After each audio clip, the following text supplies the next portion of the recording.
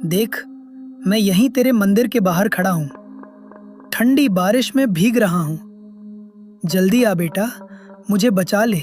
रणधीर की आंखें अचानक खुल रहीं। वो चौंक कर उठ बैठा। उसके चारों ओर सन्नाटा पसरा था, पर वो आवाज अब और स्पष्ट सुनाई दे रही थी।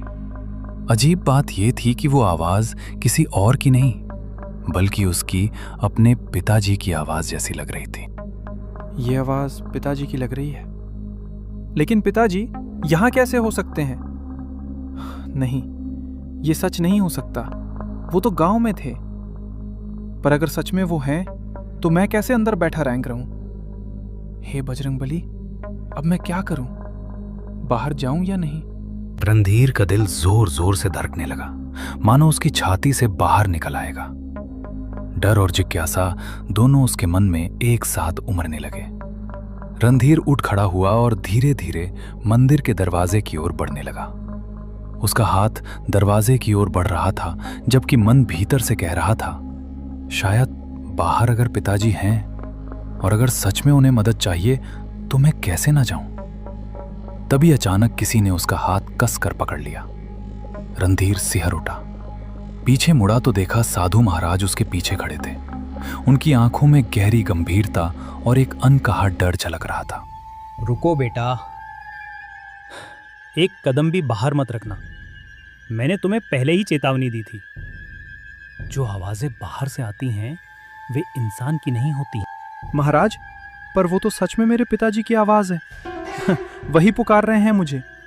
कह रहे थे कि वो मुसीबत में है। अगर सच में वो हैं तो मैं उन्हें ऐसे कैसे छोड़ दूं? वो तुम्हारे पिताजी नहीं हैं, वो एक छलावा है। तुम्हारे मन को पढ़ लिया है बेटा। ये उसी की आवाज में निकालती है जिसके लिए तेरे दिल में सबसे गहरा प्रेम हो। ये जानती है कि तेरे मन में अपने पिताजी के लिए कितना स्नेह है, इसलिए उसी का रूप धारण करके तुझे बुला रही है। कई यात्री इसके इस छल में फंस चुके हैं और फिर कभी लौटे नहीं। रणधीर बेटा, तू मुझे क्यों नहीं सुन रहा? मैं बहुत दर्द में हूँ। तेरे पिताजी हूँ मैं। देख, मैं यहीं बाहर हूँ, बारिश में भीग रहा हूँ। मुझे अकेला मत छोड़ बेटा। बस एक बार बाहर आ जा।